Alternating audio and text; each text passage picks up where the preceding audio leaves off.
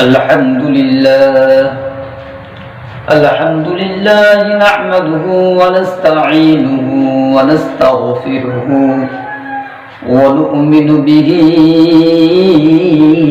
ونتوكل عليه ونعوذ بالله من شرور أنفسنا ومن سيئات أعمالنا من يهد الله فلا مضل له ومن يضلله فلا هادي له ونشهد أن لا إله إلا الله وحده لا شريك له ونشهد أن سيدنا ونبينا ومولانا محمدا عبده ورسوله أرسله بالحق بشيرا ونذيرا وداعيا إلى الله بإذنه وسراجا منيرا أعوذ بالله من الشيطان الرجيم بسم الله الرحمن الرحيم إن الذين يتلون كتاب الله وأقاموا الصلاة وأنفقوا مما رزقناهم سرا وعلانية يرجون تجارة لن تبور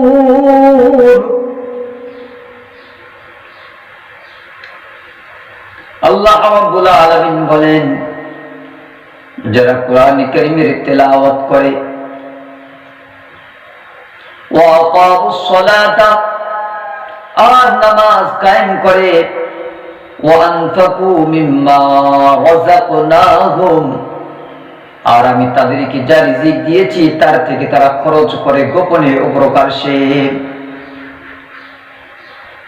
ইয়ারজুনা তিজারাতান লান তাবুর, এবং তারা এক ব্যবসার আশা রাখে যে ব্যবসা কখনোই লস হওয়ার নয়।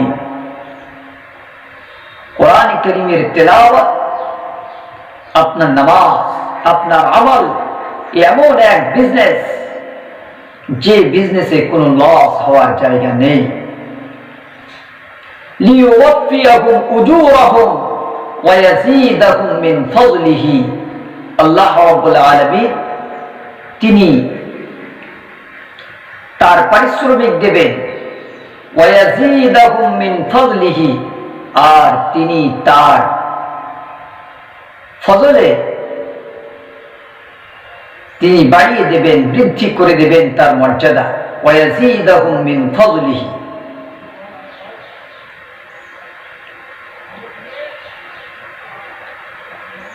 আল্লাহ রাব্বুল আলামিন এমন এক কিতাব বিশ্ববাসীর জন্য প্রেরণ করেছেন যে কিতাবের মধ্যে কোন রকমের সন্দেহ নেই। সরাসরি রব্বুল আলামিনের পক্ষ থেকে এই কোরআন কারীম নাযিল হয়েছে। কোরআন কারীমের মধ্যে আল্লাহ বলেন, যালিকাল কিতাবু লা রাইবা ফীহি, হে বিশ্ববাসী, তোমাদের জন্য আমি এমন এক কিতাব তোমাদের জন্য পাঠিয়ে দিয়েছি যে কিতাবের মধ্যে কোন রকমের সন্দেহ নেই। বিশ্ববাসীর জন্য এ কোরআন শুধু মুসলমানের জন্য নয়, বিশেষ এক জাতির জন্য নয়, সমস্ত মানুষের জন্য এ কোরআন।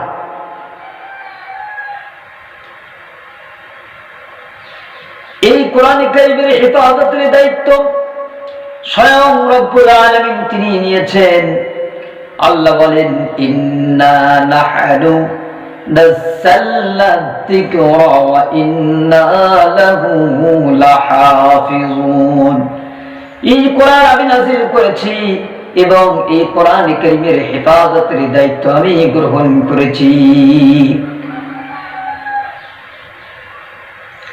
বুখারী শরীফের প্রথম পৃষ্ঠায় এই কোরআন কারীমে এই ওহীর সূত্রবাদের ব্যাপারে, ওহীর শুরু কিভাবে হয় এই সম্পর্কে লেখা আছে।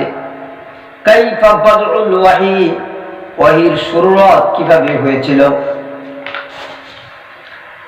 একজন সাহাবা আল্লাহর নবীকে জিজ্ঞেস করলেন, ইয়া রাসূলুল্লাহ, ইয়া হাবিবাল্লাহ, ওয়াহির সূত্রপাত কিভাবে হয়? আল্লাহর নবী জবাব দেন, এই ওয়াহি কেমন ভাবে হয়, ওয়াহি কেমন ভাবে আসে আপনার কাছে, ওয়াহির সুরাত কি?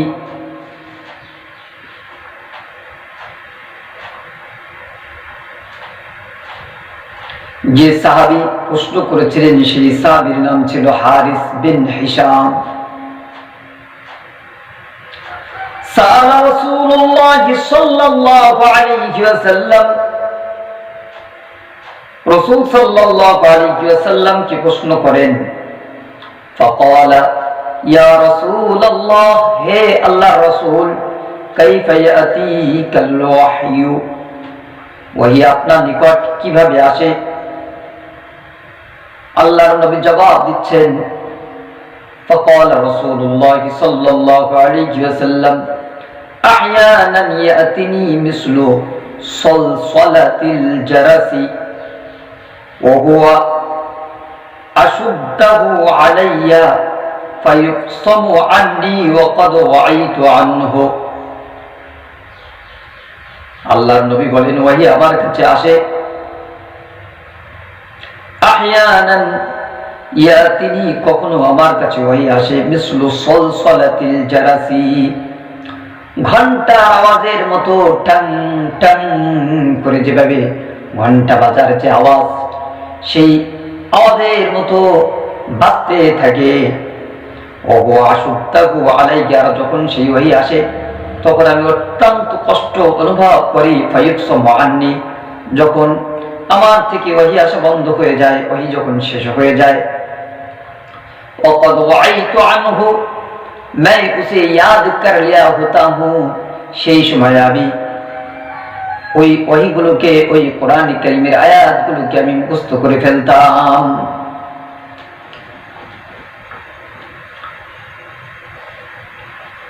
আবার নবীজি বলেন, আহয়ানান ইয়াতামাসসালু লি আল বালাকু রাজুলান ফায়ুকাল্লিমুনি ফাআইয়া মা ইয়াকুলু,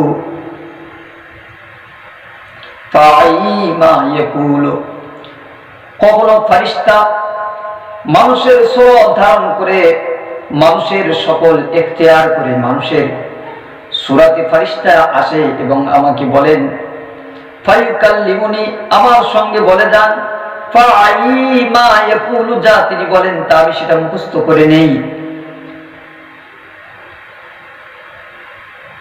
নবীজির স্ত্রী হযরত আয়েশা রাদিয়াল্লাহু আনহা তিনি বলেন, قالت عائشة رضي الله عنه ولقد رأيته ينزل عليه الوحي في اليوم الشديد البرد فيبصم عنه وإن جبينه لا يتفصد عرقا।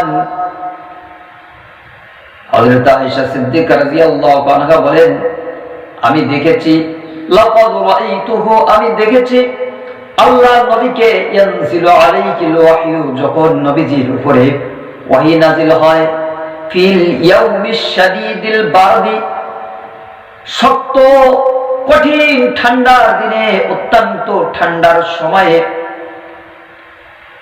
ফায়ুফসামু আনহু ওয়া ইন্না জাবিনাহু লা ইয়াতাফাসসাদু আরাকান, যখন ওয়াহী আসা শেষ হয়ে যায়, ওয়া ইন্না জাবিনাহু, আমি তার চেহারায় দেখেছি, আমি তার পেশানিতে দেখেছি, তার কপালে দেখেছি, লা ইয়াতাফাসসাদু আরাকান, বয়ে যায় তার কপাল দিয়ে এক প্রকারের ঘাম।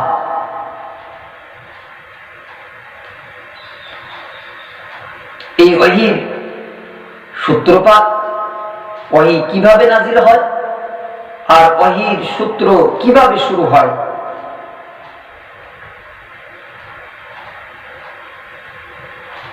সর্বপ্রথমে ওয়াহীর যে সূত্রপাত হয় সেটা হয়েছিল ভালো ভালো স্বপ্ন দিয়ে। বুখারী শরীফের প্রথম পৃষ্ঠা নিচের দিকে 5 লাইনে এটা লেখা আছে আউওয়ালা মা বুদিয়া বিহি রাসূলুল্লাহ সাল্লাল্লাহু আলাইহি ওয়াসাল্লাম মিনাল ওয়াহয়ি আর-রু'য়া আস-সালিহাতু ফিন-নাওমি।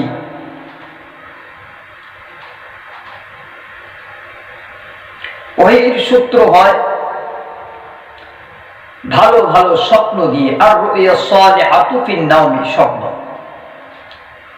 ফাকানা লা ইয়ারা রু'য়ান ইল্লা জাআত মিসলু ফালাকিস সুবহি। আর যা তিনি স্বপ্নে দেখতেন সেটা একেবারে সকালে আলোর মতো পরিষ্কার। সুম্মা উব্বিবা ইলাইহিল খালাউ, আল্লাহর নবীর অন্তরের মধ্যে জেগে উঠল একাকিত্ব থাকা। ওয়া কানা ইয়াখলু বিগারি হিরাইন, নবীজি চলে গেলেন গারে হিরায়। ফায়াতাহান্নাজু ফীহি ওয়া হুয়া তাআব্বুদুল লায়ালি দাওয়াতিল আদাদি ক্বাবলা আন ইয়ানজিয়া ইলা আহলিহি, তিনি ওই গারে হিরার মধ্যে ইবাদত করতেন। যতক্ষণ পর্যন্ত তিনি ঘরে ফিরে আসতেন, যতক্ষণ পর্যন্ত তার বাড়ির কথা মনে না পড়তো, ততক্ষণ পর্যন্ত তিনি গায়ে ঘেরার মধ্যে থাকতেন আর একাকী ইবাদতে বন্দেগী করতেন। এই ভালো কিছু ওহী পাওয়ার জন্য একাকিত্ব জায়গা অবলম্বন করে মানুষের সংসর্গ ত্যাগ করে একেবারে গায়ে হিরায় গিয়ে আল্লাহর নবী সাল্লাল্লাহু আলাইহি ওয়াসাল্লাম সেখানে ইবাদতে মগ্ন হতেন।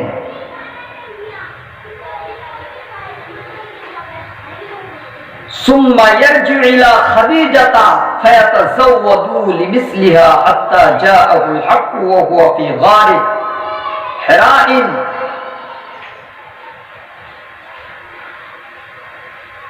আর নবীজি আবার খাদিজার কথা যখন মনে পড়তো তখন তিনি আবার ঘরে ফিরে আসতেন।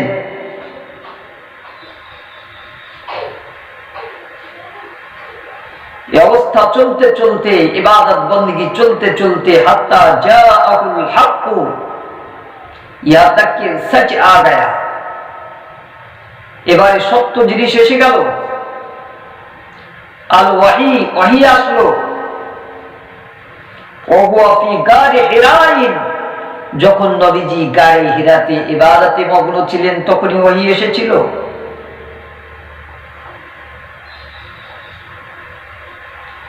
ফাজাআহুল মালাকু, ফেরেশতা জিবরিল এসেছিল। ফাজাআহুল মালাকু, ফেরেশতা জিবরিল এসেছিল। ফাকালা, ফেরেশতা জিবরিল এসে কি করলেন, কি বললেন? ফাকালা, ফেরেশতা জিবরিল বললেন ইকরা। ফাকালা ফাকুলতু মা আনা বিকারিইন, ফেরেশতা জিবরিল বললেন পড়ো। নবীজি বলেন ফাকুলতু মা আনা বিকারিইন, আমি পড়া জানি না, আমি পড়তে পারি না। ক্বালা ফাআখাযানি ফাবাত্তানি, ফেরেশতা জিবরিল আল্লাহ নবীকে ধরলেন আর নিজের সিরার সঙ্গে এভাবে এমন জোরে চাপ দিলেন। আল্লাহর নবীজি বলেন, আল্লাহর নবী বলেন হাত্তা বালাগা মিন্নাল জুহুদু, আমি অত্যন্ত কষ্ট অনুভব করলাম। এত কষ্ট জীবনে কখনো আমি অনুভব করিনি যে কষ্ট ফেরেশতা জিবরিল আমাকে চেপার মাধ্যমে দিয়েছেন। সুম্মা আরসালানি, এরপর ফেরেশতা জিবরিল ছেড়ে দিলেন। ফাকালা, আর ফেরেশতা জিবরিল বলেন ইকরা, পড়ো। ফাকুলতু মা আনা বিকারিইন, আমি বললাম আমি পড়া জানি না, আমি পড়তে পারি না। ফাআখাযানি ফাগাত্তানি আস-সানিয়াতা, নবীজি যখনই বললেন আমি পড়া পারি না, ফেরেশতা জিবরিল আবার নবীকে আবার নিজের সিনার সঙ্গে চেপে ধরলেন। ফাআখাযানি ফাগাত্তানি, এত জোরে চিপলেন দ্বিতীয়বারে প্রথমবারে থেকে বেশি জোরে চেপেছিলেন। হাত্তা বালাগানি মিন্নাল জুহুদা, অত্যন্ত কষ্ট অনুভব করলাম। সুম্মা আরসালানি, আবার তিনি ছেড়ে দিলেন। ফাকালা ইকরা ফাকুলতু মা আনা বিকারিইন, বললেন পড়ো, আমি বললাম আমি পড়া জানি না। قال فأخذني فغطني الثالثة তৃতীয়বার ফেরেশতা জিবরিল আবার ওই রূপ করলেন, আল্লাহর নবীকে তিনি তার সিনার সঙ্গে চেপে ধরলেন, জোরে চাপলেন। প্রথমবার থেকেও বেশি, দ্বিতীয়বার থেকেও বেশি জোরে চিপলেন তৃতীয়বারে, এরপরে ছেড়ে দিলেন। সুম্মার সালানি, এরপরে কি নবী ছেড়ে দিলেন। ফাকাল, এবার বললেন ইকরা, পড়ো, বিসমি রাব্বিকাল্লাযী খালাক খালাকাল ইনসানা মিন আলাক ইকরা ওয়া রাব্বুকাল আকরাম।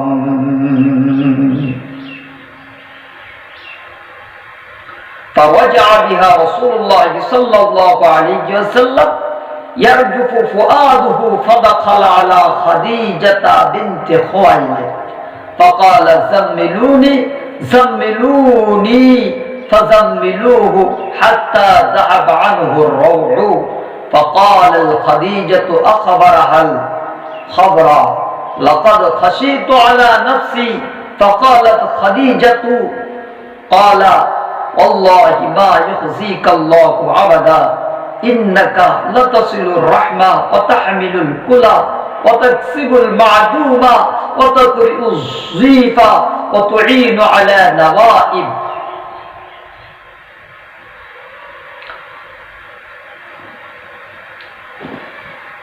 নবীজি পড়লেন ইকরা বিসমি রাব্বিকাল্লাযী খালাক খালাকাল ইনসানা মিন আলাক ইকরা ওয়া রাব্বুকাল আকরাম।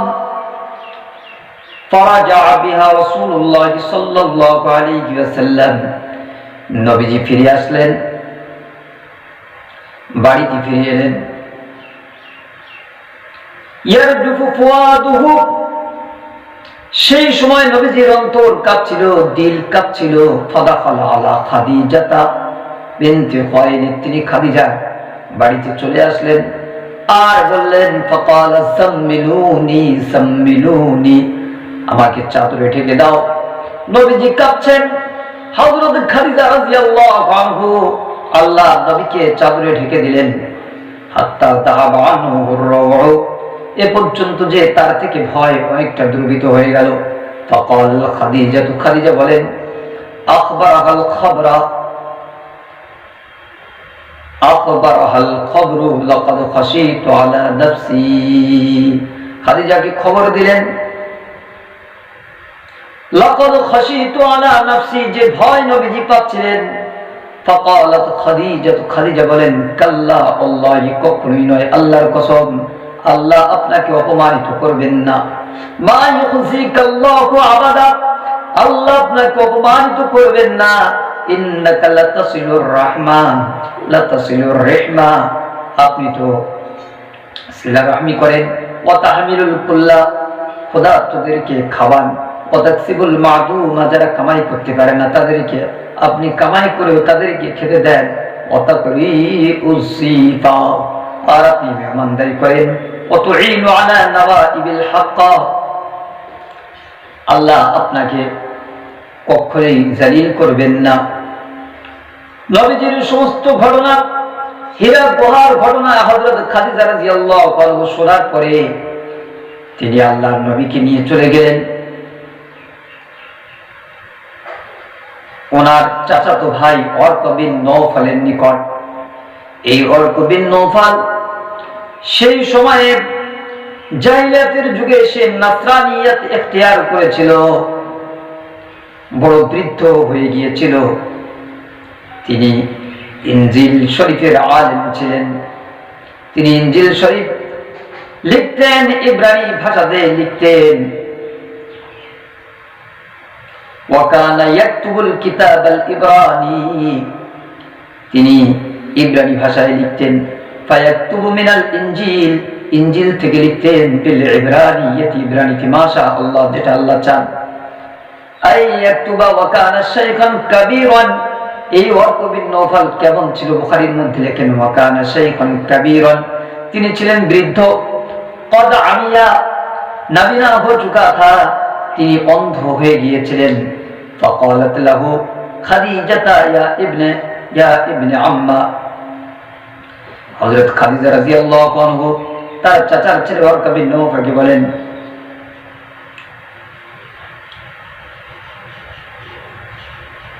আপনি আপনার ভাইয়ের থেকে সবকিছু শোনেন। নবীজি থেকে ওয়ারকা বিন নওফাল সমস্ত হালাত, সমস্ত কথা, হীরা গুহায় যা যা ঘটেছে সবকিছু বর্ণনা দিলেন। ওয়ারকা বিন নওফাল শুনে বললেন, হাদা নামুসুল্লাযী নাযালাল্লাহু আলা মূসা। হে মুহাম্মদ, তুমি যা দেখেছো। ওয়ারকা বিন নওফাল বললেন, হাদা নামুস, সেটা হলো ওই নামুস জিবরিল ফেরেশতা, আল্লাযী নাযালাল্লাহু আলা মূসা, যা আল্লাহ তাআলা মূসা নবীর উপরে নাযিল করেছিলেন। ইয়া লাইতানি ফিহা জাদআন, ইয়া লাইতানি আকুনু হাইয়ান ইদা ইখরিজুকা কওমুকা ইউদরিকুনি ইয়াউমুকা আনসুরুকা নাসরাম মুআত্তারান। ওয়ারকা বিন নওফাল বলেছিলেন, আপনি সত্য নবী হতে চলেছেন, আপনার কওমের লোকেরা আপনাকে দেশ থেকে বাহির করে দেবে।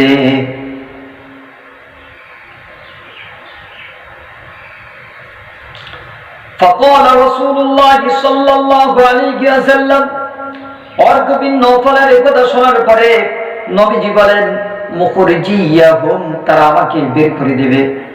ক্বালা নাম, ওয়ারকা বিন নওফাল বলেন, হ্যাঁ, তারা আপনাকে বাহির করে দেবে আপনার জনপদ থেকে। লাম ইয়াতি রাজুলুন ক্বাত্তু বিমিসলি মা জিইতা বিহি ইল্লা উদিয়া ওয়া ইন ইদরিকুনি ইয়াউমুকা আনসুরুকা নাসরাম মুআজ্জারান। তবে শুনে রাখো, সেই পর্যন্ত যদি আমি জিন্দা থাকি তাহলে অবশ্যই আমি তোমাকে জবরদস্ত সাহায্য করব। সুম্মা লাম ইয়ানশাব ওয়ারাকাতু আন তুওয়াফা, কিন্তু ওয়ারকা বিন নওফাল বেশি দিন আর বেঁচে থাকতে পারলেন না। ওয়ারকা বিন নওফালের ইন্তেকাল হয়ে গেল। ওয়া ফাতারাল ওয়াহয়ু, একদিকে ওয়ারকা বিন নওফালের ইন্তেকাল হলো, অপর দিকে ওয়াহি আসা বন্ধ থাকলো। নবীজি মনে মনে চিন্তা ভাবনা করতে লাগলেন, ওয়ারকা বিন নওফালও চলে গেল, ওহিও আসা বন্ধ হয়ে গেছে। আল্লাহর নবী অন্তরের মধ্যে একটা কষ্ট অনুভব, একটা টেনশন ভোগ করতে লাগলেন।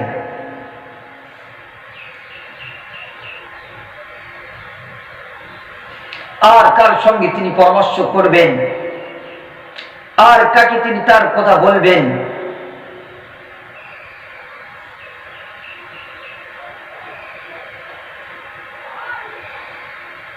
হঠাৎ আবার ওই আশার সূত্রপাত হয়ে গেল।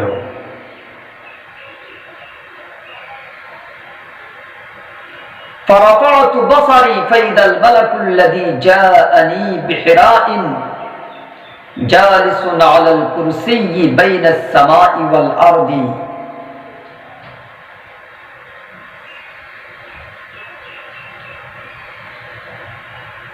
আল্লাহ নবী দেখলেন ফেরেশতা জিবরিলের সঙ্গে আবার নবীজির দেখা হয়ে গেল।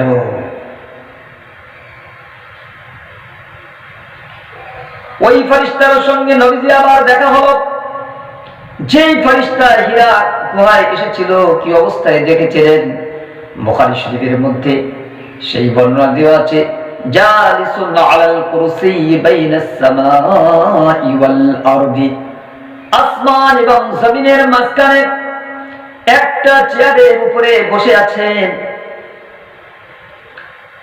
আর নবীজি দেখা মাত্রই ভয়ে কম্পিত হয়ে গেলেন, ভীত সন্ত্রস্ত হয়ে গেলেন। তিনি আবার ফিরে আসলেন, বাড়িতে ফিরে আসলেন এবং বললেন, জাম্মিলুনি জাম্মিলুনি, আমাকে চাদরে ঢেকে দাও, আমাকে চাদরে ঢেকে দাও।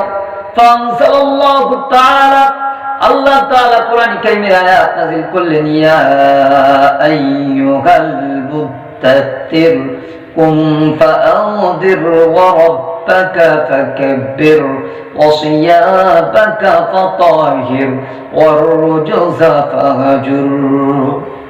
ফাহামিয়াল ওয়াহয়ু ওয়া তাবাহু,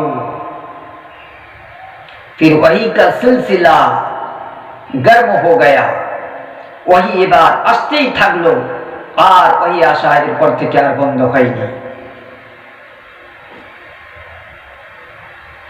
ফেরেশতা জিবরিলের বিশাল চেহারা আল্লাহর নবী সাল্লাল্লাহু আলাইহি ওয়াসাল্লাম দেখলেন আসমান ও জমিনের মধ্যে এক বিশাল চেয়ারের উপরে ফেরেশতা জিবরিল বসে আছেন। আল্লাহর নবীর সঙ্গে দ্বিতীয়বার আবার দেখা হলো। এই ফেরেশতা জিবরিল এক শক্তিশালী ফেরেশতা, সম্মানীয় ফেরেশতা, যে ফেরেশতার মাধ্যমে আল্লাহ রাব্বুল আলামিন কোরআন কারীম নাযিল করেছেন। সূরা নাজমের মধ্যে এই ফেরেশতার ব্যাপারে আল্লাহ রাব্বুল আলামিন বলেছেন আল্লামাহু শাদীদুল কুওয়া, তাকে শিক্ষা দেন, তাকে পড়ান। আল্লামাহু শাদীদুল কুওয়া, এক শক্তিশালী ফেরেশতা। এই ফেরেশতা জিবরিল কোরআন নিয়ে আল্লাহর নবীর কাছে আসছেন, এমন শক্তিশালী রাস্তার মাঝখানে তাকে কেউ ভুলিয়ে দেবে এই ক্ষমতা কারণে।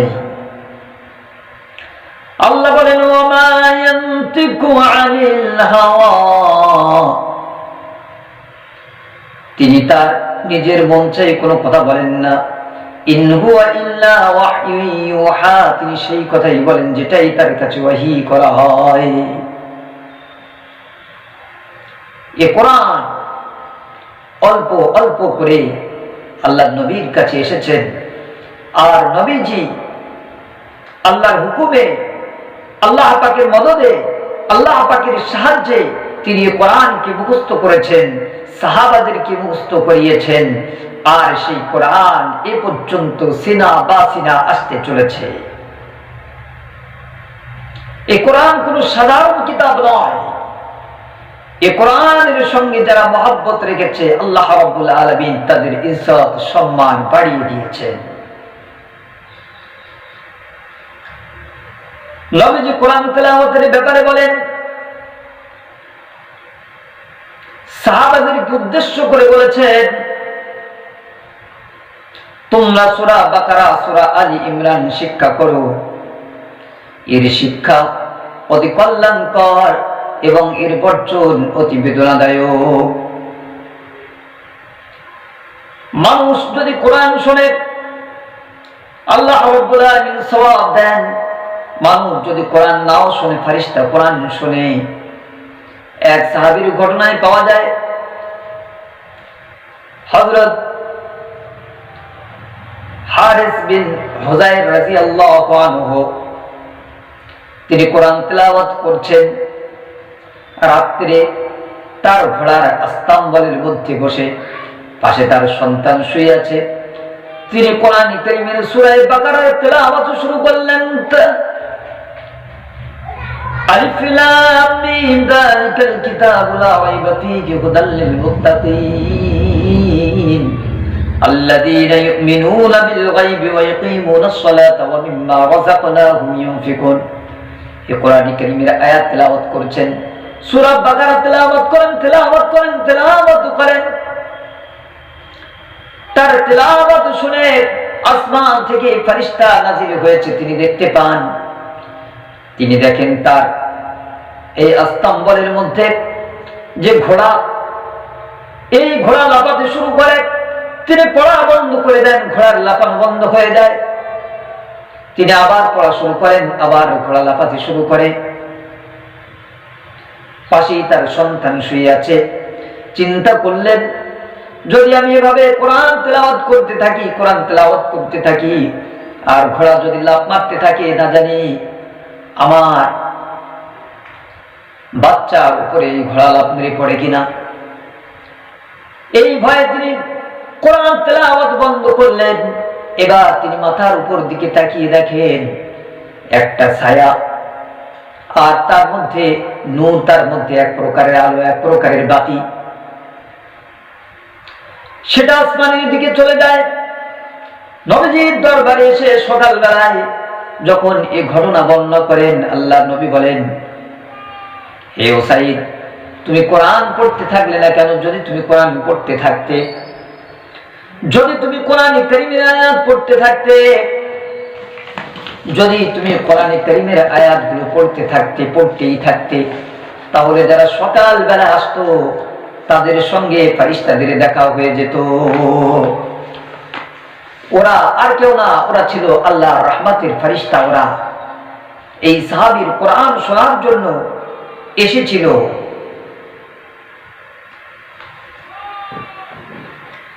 এই হাদিসটা বর্ণনা করেছেন হযরত আবু সাঈদ খুদরি রাদিয়াল্লাহু আনহু।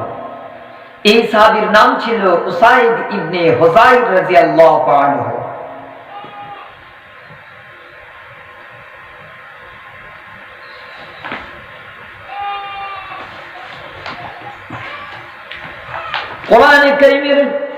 কোরআনে কারীম যারা শিখেছে, আল্লাহ রাব্বুল আলামিন তাদের মর্যাদা কম থাকলেও আল্লাহ রাব্বুল আলামিন তাদের মর্যাদা বাড়িয়ে দিয়েছেন।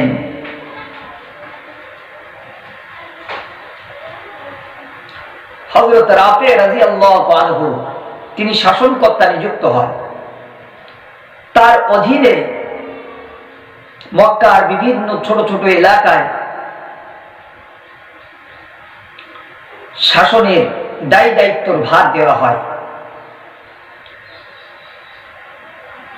হযরত ওমর রাদিয়াল্লাহু আনহু তাকে জিজ্ঞেস করলেন, হে রাফি,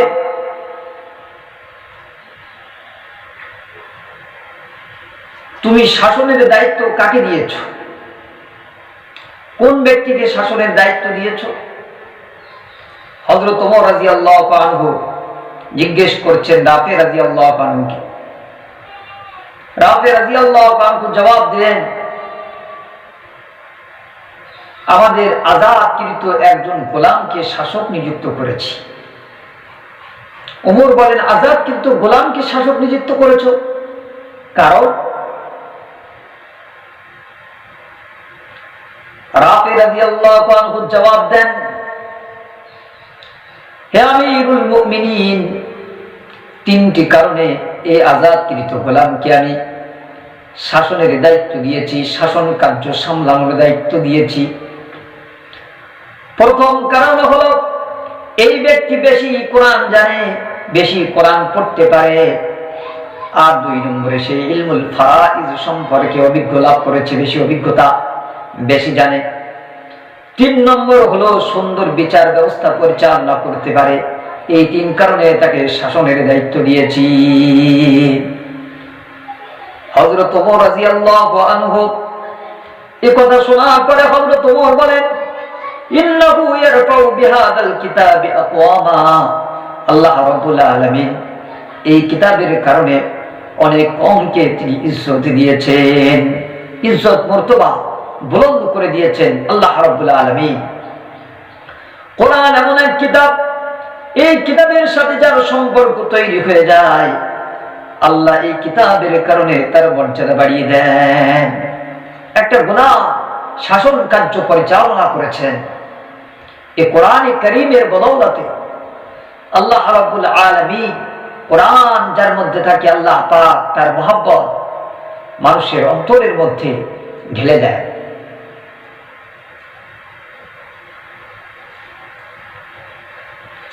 ওয়ায়াদউ বিহি আখারিন, আবার অপর দলকে কোরআনের কারণে আল্লাহ তাআলা লাঞ্ছিত করেন।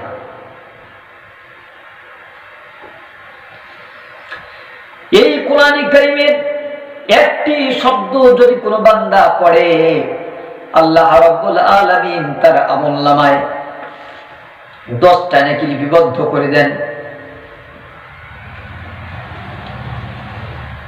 তিরমিজি শরীফের 2910 নম্বর হাদিসের বর্ণনা, ক্বালা রাসূলুল্লাহ সাল্লাল্লাহু আলাইহি ওয়াসাল্লাম, মান ক্বারা হারফাম মিন কিতাবিল্লাহি ফালাহু বিহি হাসানা ওয়াল হাসানাতু বিআশরি আমসালিহা। যদি কোনো বান্দা কোরআনে কারীমের একটা অক্ষর তেলাওয়াত করে, আল্লাহ রাব্বুল আলামিন তার আমলনামায় 10টা নেকি লিপিবদ্ধ করে দেন। যারা কোরআন তেলাওয়াত করে, কোরআন পড়ে এবং অপরকে কোরআনের শিক্ষাদান করে, আল্লাহর নবী তাদেরকে শ্রেষ্ঠ বলেছেন।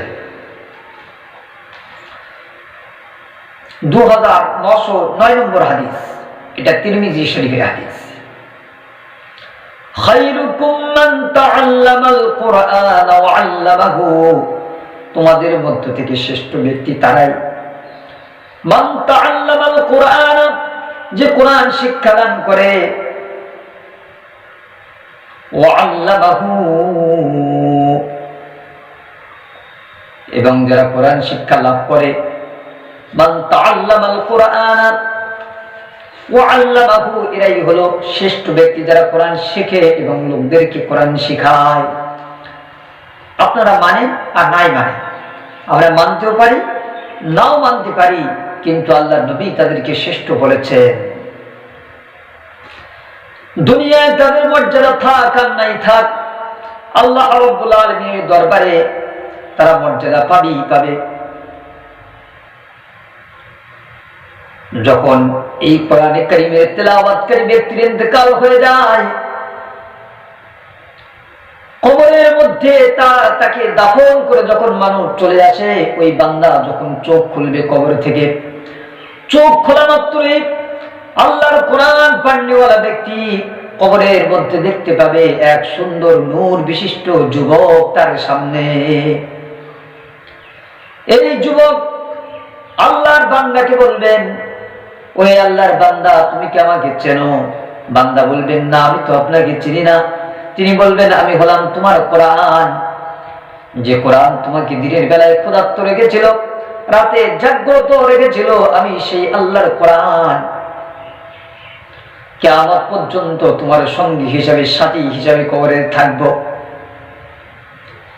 এই কোরআন আল্লাহর দরবারে সুপারিশ করে এই বান্দাকে জান্নাতে পাঠাবে। আবার আর এক রিওয়ায়াতে এসেছে, জান্নাতের মধ্যে কিয়ামতের ময়দানে আল্লাহ রাব্বুল আলামিন এমন দুটি পোশাক কোরআন তেলাওয়াতকারী পিতামাতাকে দান করবেন, যার এত মূল্য, যার এত দাম, যে সারা বিশ্বের সমস্ত ধন সম্পদ সব যদি বিক্রিও করে দেওয়া হয়, সমস্ত ধন সম্পদ যা কিছু আছে সব কিছু বেচে দিলেও এই পোশাক, এই ড্রেসের সমান হবে না। এত দামি পোশাক আল্লাহ রাব্বুল আলামিন কোরআন কারীমের তেলাওয়াতকারীর পিতাকে, মাতাকে দান করবে। কোরআন কারীম যারা তেলাওয়াত করে,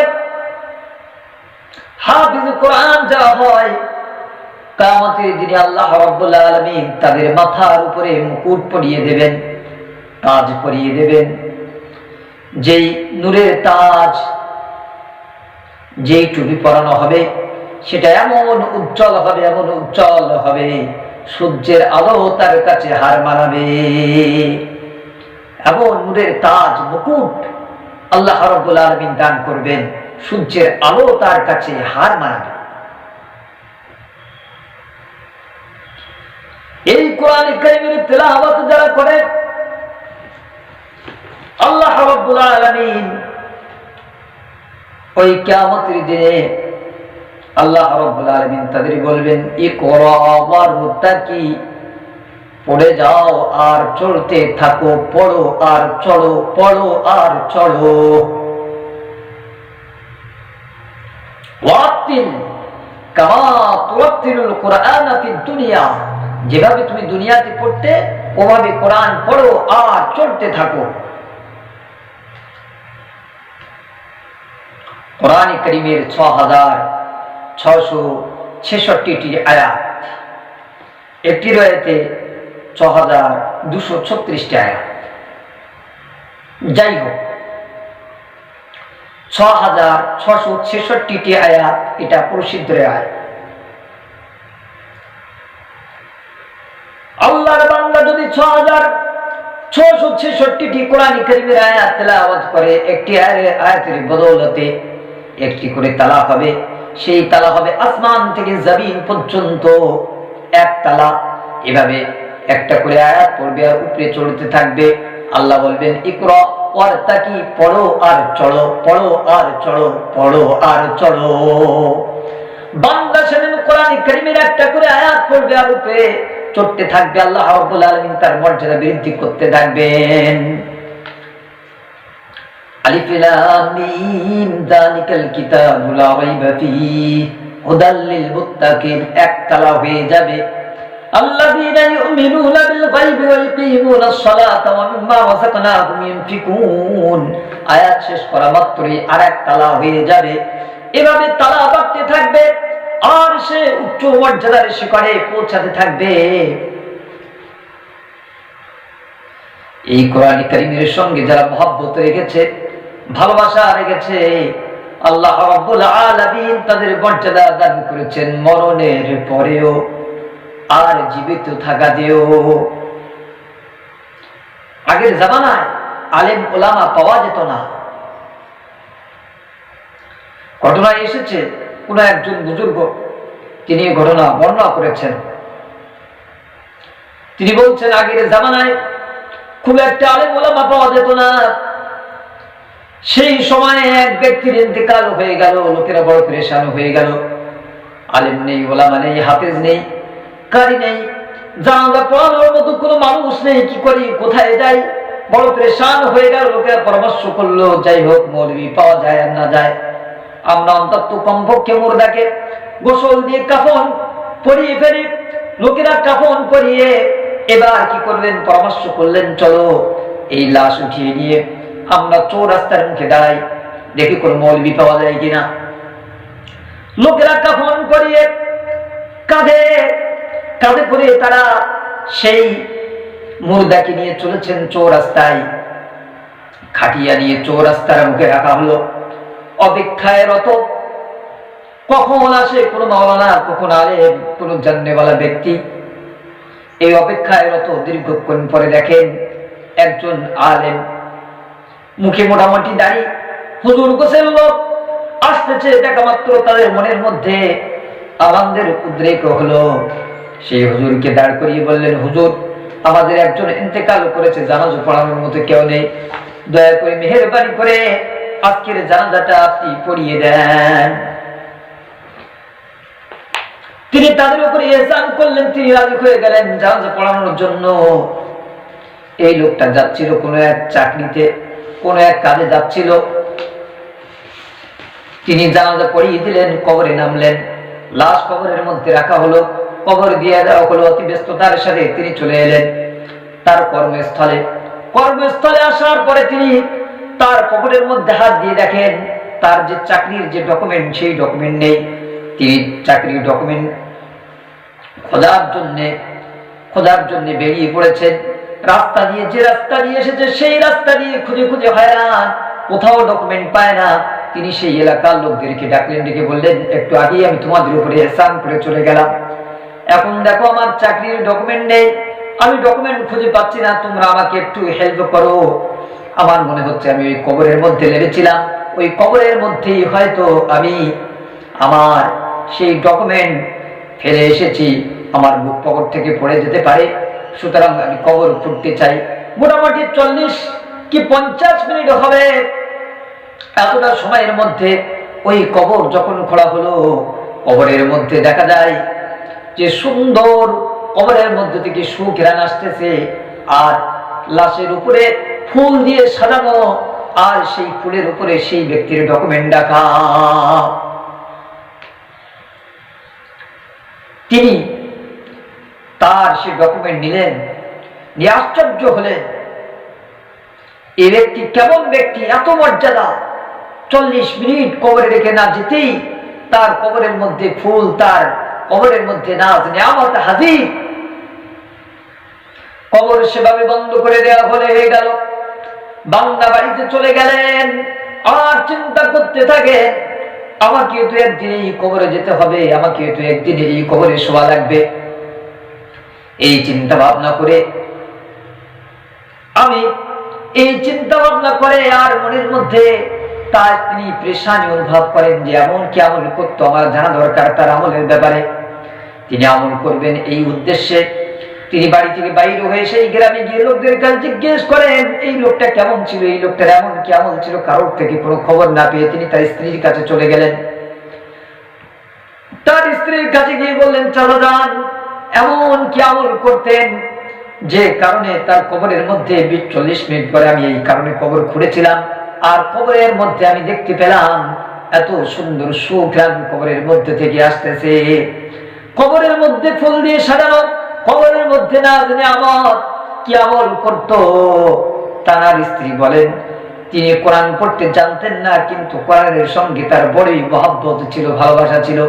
তিনি কোরআন খুলতেন, লাইনের উপরে হাত রাখতেন আর বলতেন, ये भी मेरा रब का कलाम है, ये भी मेरा रब का कलाम है, ये भी मेरा रब का कलाम है, ये भी सच है, ये भी सच है।